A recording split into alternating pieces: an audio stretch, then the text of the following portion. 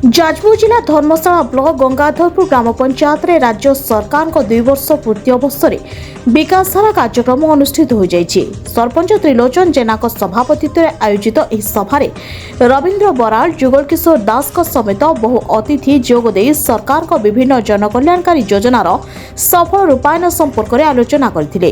अतिथि माने निज वक्तव्य में धर्मशाला विधायक हिमांशु शेखर साहू नेतृत्व में पंचायत रे चलिथिबा विभिन्न विकासमूलक कार्यर प्रशंसा करथिले।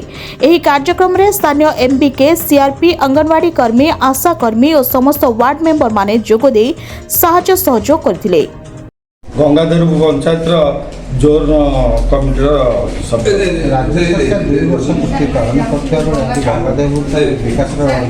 सारा ओडिशा रे प्रथम थर करी 2 वर्षर पूर्ति गंगाधरपुर पंचायत रे आमर आज आयोजन करा गंगाधरपुर पंचायत रे 2 वर्ष भितर अनेक कार्य करा जायछि।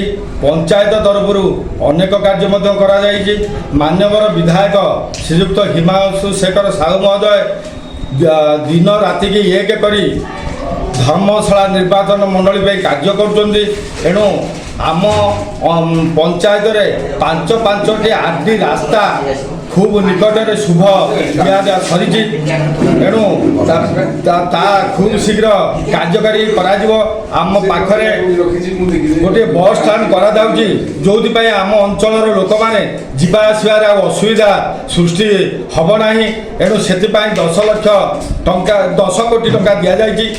अनेक भल कार्य कराई जोटा 24 वर्ष भितर हो पारा सेटा 2 वर्ष भितर श्रीयुक्त हिमांशु शेखर साहू करके देखई 147 निर्वाचन मंडली भितर धर्मशाला को 1 नंबर करने से दिन राति एक करी लड़ी चली। एणु समस्त कार्य समस्त की भत्ता जमी रेशन कार्ड सबुथे स्वास्थ्य सेवा कौटे से अवहेलित करना धर्मशाला निर्वाचन मंडली लोक मानू सबु कार्य से सबुपरि आगभर हो समस्त की सहयोग सहानुभूति हाथ बढ़ाई घर को घर बुली लोक मान सेवा कर सी धर्मशाला जड़े 1 नंबर सेवक कहले अत्युक्ति हम ना।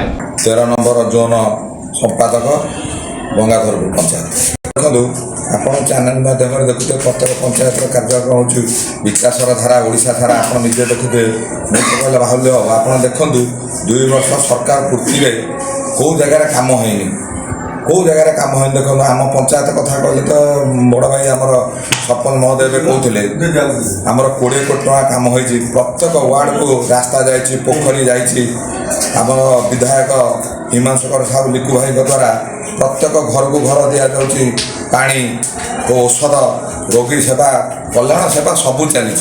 आप देखु भारतीय जनता पार्टी सरकार सब माँ मान को प्रायोरिटी दे आसी सुकन्या समृद्धि देखु सुभद्रा योजना देखु अंत्योदय देखु राशन कार्ड देखु सबुरे माँ मान को आगुआ कर उज्ज्वला योजना भी देखु आप निजे जापे आप चैनल माध्यम सब जगह माँ मान को प्रायोरिटी दि जाए। त्रिलोचन जेना गंगाधरपुर ग्राम पंचायत सरपंच राज्य विकासर धारा सारा ओडिशा सारा कार्यक्रम 20 तारिख रु ओडिशा रे कोणे अनेक कोणे सबू ब्लॉक रे प्रत्येक पंचायत रे कार्यक्रम जारी रही। आज आम पंचायत रे कार्यक्रम जारी रही। माननीय मुख्यमंत्री जो विकासर धारा सारा ओडिशा सारा कार्यक्रम आयोजन करछंती यह अति महत्वपूर्ण कार्यक्रम। एथिरे सारा ओडिशार लोक माने बहुत उपकृत होउचंती। 2 वर्ष भितर पंचायत रास्ता हो विद्यालय हो कौन विकास घटी आम पंचायत रे रास्तार उन्नतीकरण द्रुत गति कार्यक्रम होउची।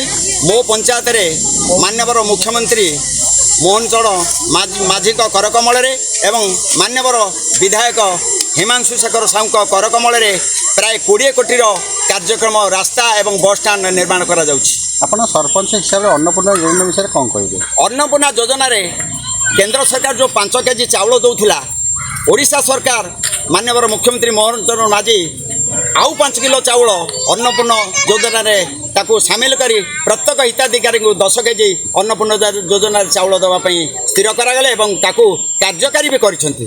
धर्मशाला रश्मिरंजन विश्वाल रिपोर्ट प्रतीक्षा न्यूज।